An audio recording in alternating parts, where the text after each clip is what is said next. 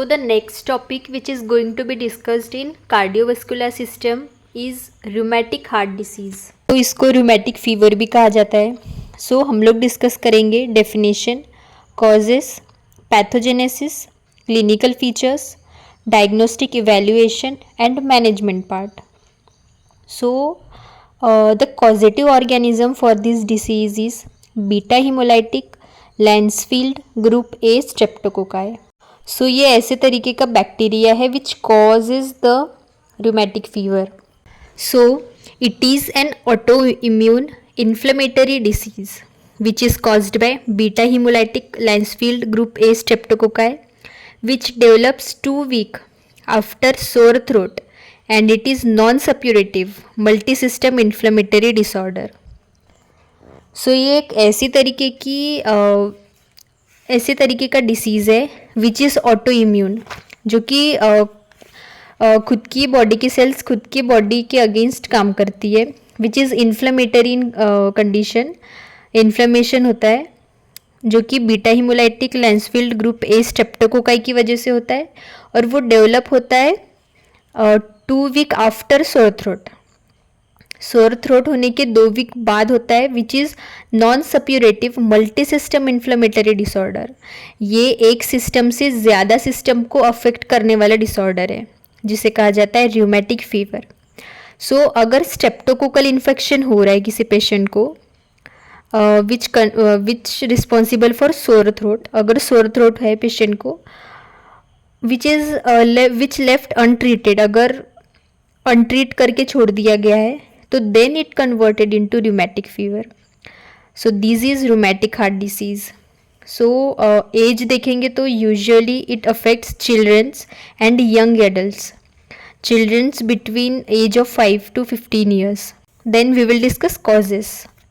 So first is streptococcal infection. So हमने जैसे कि पहले देखा which name beta haemolytic group A streptococci. Then second is complication after sore throat infection और scarlet fever. अगर throat infection हो रहा है या स्कारलेट फीवर हो रहा है, अगर वो ट्रीट नहीं हुआ बराबर तो then it lead to rheumatic fever. Then family history, अगर फैमिली में किसी को हो रहा है, किसी को हुआ है, हो चुका है तो हो सकता है. देन ओवर क्राउडिंग और poor sanitation.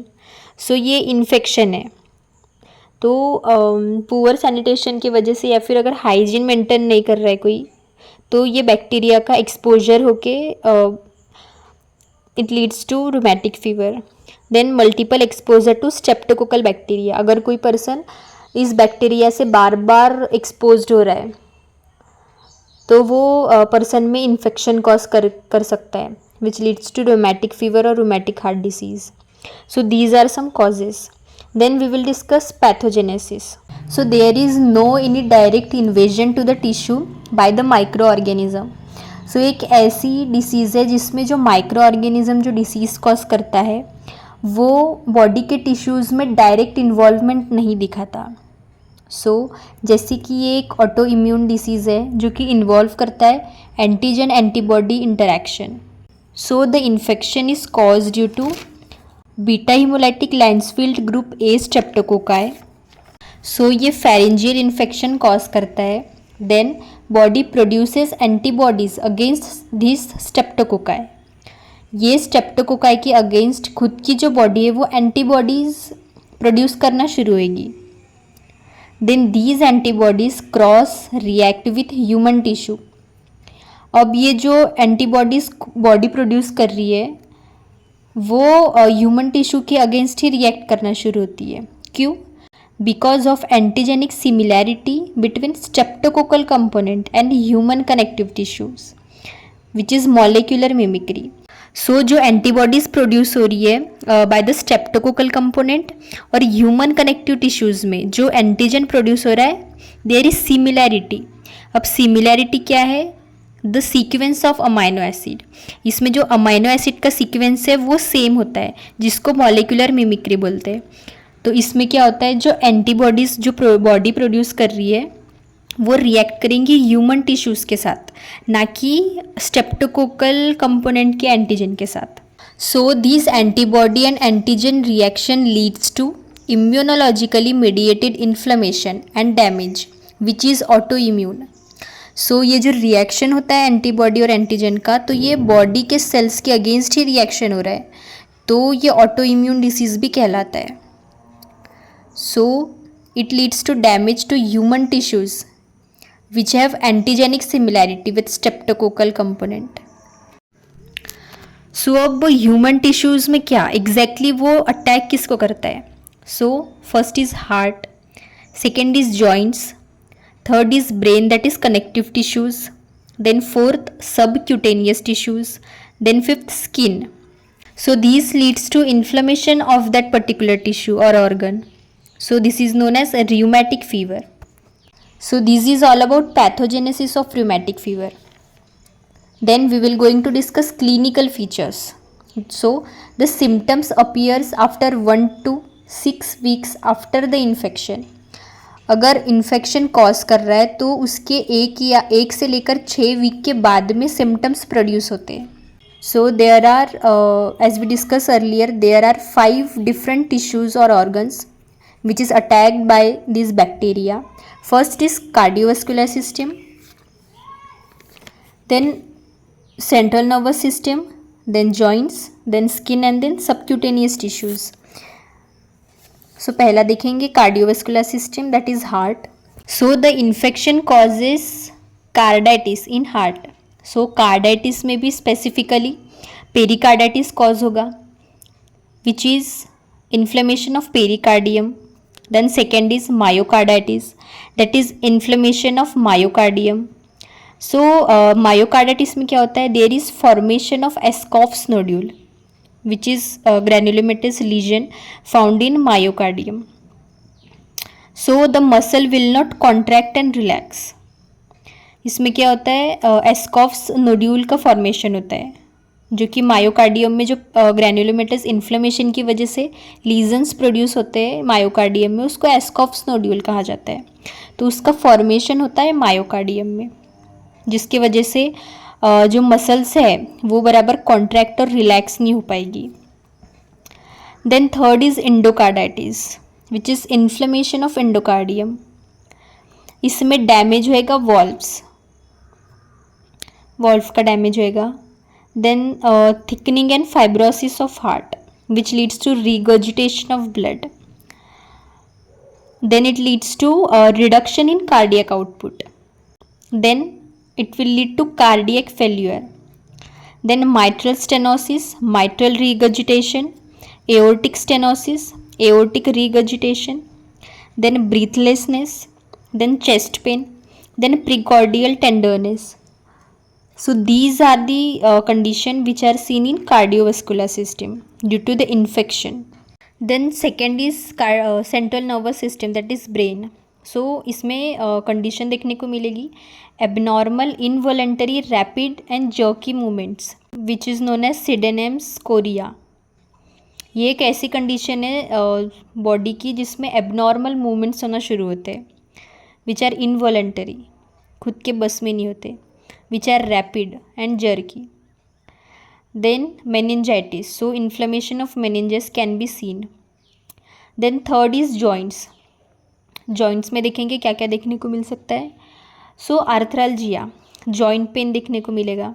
Then second is polyarthritis, there is arthritis of multiple joints can be seen. Then migrating joint pain मिल सकता है.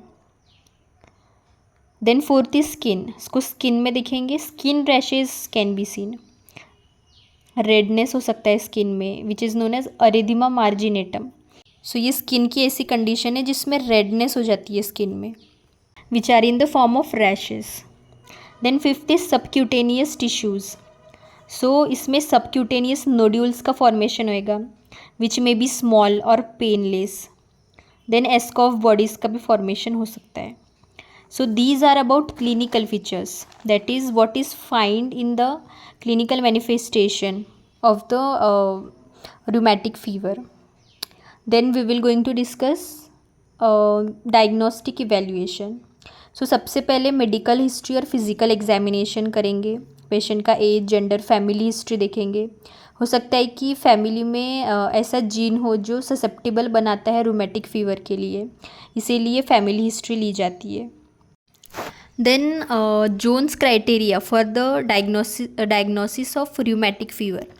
सो द पेशेंट में इन्फेक्शन होना चाहिए, must have an infection with the bacteria and must have 2 major और 1 major and 2 minor Jones criteria. So ये Jones criteria है जिसमें major manifestation and minor manifestations include किया गया है, जिसमें अगर 2 मेजर मैनिफेस्टेशन या फिर एक माइनर मैनिफेस्टेशन प्रेजेंट है with the infection of that bacteria, तो उस कंडीशन को रूमेटिक फीवर कहा जाता है। सो मेजर मैनिफेस्टेशन में देखेंगे carditis, polyarthritis, chorea, erythema marginatum and subcutaneous nodules. So these conditions are present in major manifestation, and in minor manifestation there is fever, arthralgia, any previous rheumatic fever or raised ESR or C-reactive protein or leukocytosis or first degree AV block. So these are minor manifestations. Then positive evidence of preceding streptococcal infection like scarlet fever. Then third is ECG. We will perform ECG. तो mitral regurgitation देखने को मिल सकता है. Then dilatation of mitral annulus and prolapse of antimitral leaflets. So इसमें valvular disease can be detect. Then aortic regurgitation. Then pericardial effusion. If bacteria involves the cardiovascular system. Then blood test करेंगे. So antibodies to streptococcal bacteria in blood, inflammatory markers increased मिलेंगे. Then ESR increased मिलेगा क्योंकि infection की condition आ रही है. Then C reactive protein increased. Then throat swab लेंगे to detect the infection, to detect the bacteria. So these are about diagnostic criteria. Then we will going to discuss management part. So basic देखेंगे तो basics are notice. Then destroy any remaining group A streptococcal bacteria. Symptoms को relieve करेंगे. अगर inflammation की condition है बहुत तो inflammation को रिड्यूस करेंगे, कंट्रोल करने की कोशिश करेंगे. Then preventing recurrent episodes of rheumatic fever. अगर रूमेटिक फीवर के रिकरेंस का नंबर इंक्रीज़ हो रहा है, फिर रिकरेंट रूमेटिक फीवर की कंडीशन आ रही है, तो उसको प्रिवेंट करने की कोशिश करेंगे. Then antibiotics. Antibiotic can be given which treats the infection. Then anti-inflammatory agents can be given to relieve pain and swelling. Then anticonvulsant can be given if the bacteria involves central nervous system. Then surgery may be needed to repair or replace the damaged valve. अगर bacteria ने cardiovascular system को involve किया है और heart की जो valves है उनमें अगर कोई डैमेज आ रहा है, कोई इन्फ्लेमेशन की कंडीशन आ रही है, तो वो अगर प्रॉपर फंक्शन करना बंद कर रही है तो valve replacement can be done. So this is all about the rheumatic fever. Then we will going to discuss next topic in next video.